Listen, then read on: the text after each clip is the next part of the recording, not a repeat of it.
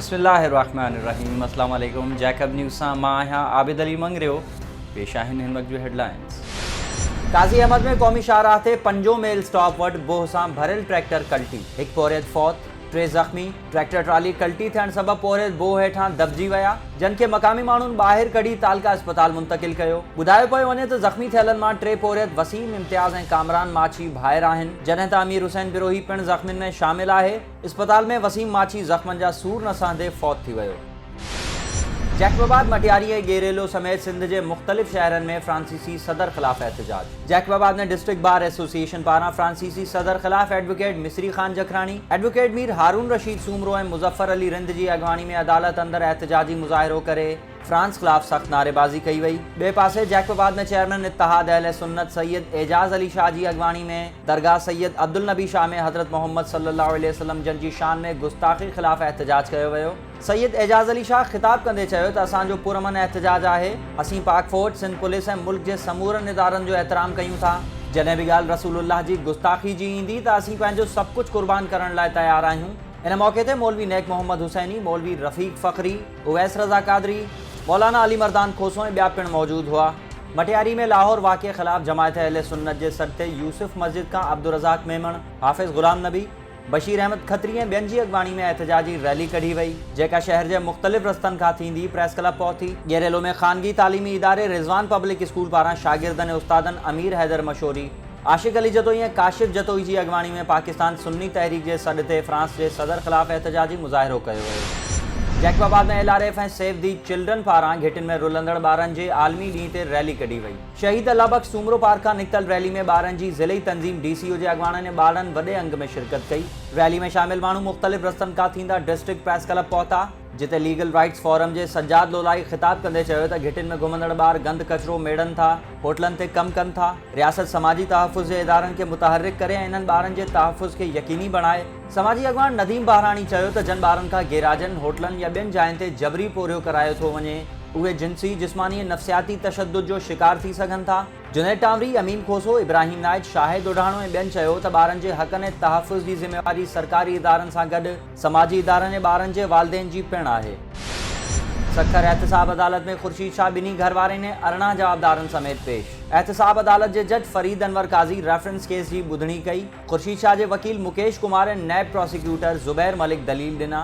FBR ऐं नादरा के शाहिदनि जा बयान कलमबंद थियण बाद ॿुधणी 27 अप्रैल ताईं मुलतवी कई वई। इन खां पोइ सैयद ख़ुर्शीद अहमद शाह अदालत ॿाहिरां मीडिया सां ॻाल्हाईंदे चयो त हुकूमत मुसलसल ब्लंडर करे रही आहे। इमरान पाण खे अक़ले कुल समझी रहियो आहे। कंहिं बि जमायत ते पाबंदी लॻाइणी आहे त ॻाल्हि असेंबली में खणी अचो। इमरान खान चवे थो त मां 35,000 अरब कर्ज़ लाथो आहे, पर तव्हां पहिरियां अकाउंट्स त ॾिसी वठो। मूंखे सियासत में 32 साल थिया आहिनि। अहिड़ी बदतरीन पार्लियामेंट न ॾिठी आहे। जैकबाबाद के गवर्नमेंट हाई स्कूल भले ॾिनो आबाद में 5 सालनि खां पोइ हेडमास्टर मुक़रर। गवर्नमेंट बॉयज़ हाई स्कूल भले ॾिनो आबाद में 5 सालनि खां पोइ हेडमास्टर मुक़रर कयो वियो। नए मुक़रर थियल हेडमास्टर मोहम्मद परेल शेख भले ॾिनो आबाद हाई स्कूल पहुची हेडमास्टर जी चार्ज संभाले वरिती, जंहिं ते स्कूल अमले पारां खेसि गुलनि जा हार पाराए आदर भाव कयो वियो। इन मौक़े ते हक नवाज़ नूनारी, जान मोहम्मद कोराई, अल्लाह बख्श सोलंगी, लाणो खान ऐं ॿिया पिणु मौजूद हुआ। करमपुर भरिसां हथियारबंदनि हथां पार्को पाइपलाइन जो चौकीदार अगवा। बुगवी चौकीदार अब्दुल हफ़ीज़ बिजारानी के भाउ निसार अहमद बिजारानी ॿुधायो आहे त भाउ घर ॿाहिरां गुज़रंदड़ पाइपलाइन की पहरेदारी लाइ सुतल हो, जंहिंखे सहरी वक़्तु उथारण वियासीं त बिस्तरो ख़ाली पयल हो ऐं उते सिर्फ़ टोपी ऐं चप्पल पाया हुआ। इत्तला ते करमपुर ऐं नापरकोट पुलिस हदबंदी के तकरार सबब वाक़े वारे हंधि न पहुती, जंहिं सबब सख़्त परेशान आहियूं। कश्मीर पुलिस औरताने आवाज़ सां हिरखजी कच्चे में वींदड़ 6 ॼणनि खे अगवा थियण खां बचाए वरितो। कश्मीर पुलिस जदीद टेक्नोलॉजी की मदद सां सिंध पंजाब के मुख़्तलिफ़ शहरनि मां औरताने आवाज़ सां हिरखजी आयल घोटकी वासी हाकिम अली, सहवण वासी महबूब, रहीम यार खान वासी सादिक, मंडी बहाउद्दीन वासी रब नवाज, बहावलपुर वासिन रिजवान ऐं मुइन अहमद के अगवा थियण खां बचाइण जी दावा कई आहे।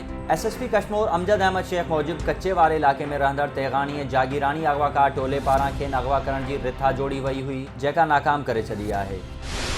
कुछ महीना अॻु पसंद जो परणो कंदड़ उडेरो लाल वासिन तहमीना लाशारी जो वारिसनि ख़िलाफ़ एहतजाज। घरां निकिरी पंहिंजे मासाज साजिद अली सां पसंद जो परणो कंदड़ तहमीना लाशारी सहाफ़िन सां ॻाल्हाईंदे चयो त शादी खां पोइ चाचो हैदर बख्श लाशारी, भाउ शाहजहान लाशारी, मुस्तफ़ा लाशारी, जहांगीर लाशारी, वकार ऐं सोमार हाजाणो मूंखे ऐं मुंहिंजे मुड़ुस खे मौतमार धमकियूं ॾियण सां गॾोगॾु कूड़ियूं दरख़्वास्तूं करे असांखे हिसाए रहिया आहिनि। पंहिंजी रज़ा ख़ुशी सां शादी कई आहे। असांखे कुझु बि थियो त इहे ज़िम्मेवार हूंदा। सकरंड में फंक्शनल लीग पारां अॻवान जी गिरफ़्तारी ख़िलाफ़ एहतजाज। ॻोठ कुंभलीमा में कुछ ॾींहं अॻु पुलिस चढ़ाई ऐं फंक्शनल लीग अॻवान फ़कीर मोहिब जमाली जी गिरफ़्तारी ख़िलाफ़ फंक्शनल लीग पारां हाजी ख़ान भट्टी, नवाब रिंद, तासीन जमाली ऐं ॿियनि जी अॻवानी में एहतजाजी मुज़ाहिरो करे सख़्त नारेबाज़ी कई वई। अॻवाननि जो चवणु हो त फ़कीर मोहिब जमाली जी गिरफ़्तारी लाइ सॼे ज़िले जी पुलिस वठी ॻोठ ते चढ़ाई करणु क़ाबिल मज़म्मत अमल आहे। घुर था करियूं त हिकु राति में उन जे मथां दाख़िल कयल 9 कूड़ा केस ख़ारिज करे खेसि आज़ादु कयो वञे। गेरेलो लॻ ॻोठ रशीद वगण में नीगर 11 सालनि खां मसाने बुकिन जे मर्ज़ में मुब्तला। पोरियत इनायत कोसो जो 16 वरनि जो नीगर काशिफ़ अली गुज़िरियल 11 वरनि खां मसाने बुकिन जे आर्ज़े में मुब्तला हुजण सबबि बिस्तरे भीड़ो थियल आहे। नीगर जे वालिद ॿुधायो त घर जो अल तल विकिणी मासूम पुट जे इलाज ते लॻाए छॾियो आहे, पर संदसि तबियत में सुधारो नथो अचे। डॉक्टर्स इलाज ते 3 लाख ख़र्च ॿुधायो आहे। वज़ीर आला सिंध, MNA, MP ऐं ॿियनि सरहंदी वारनि खे अपील आहे त मुंहिंजी सहायता कई वञे।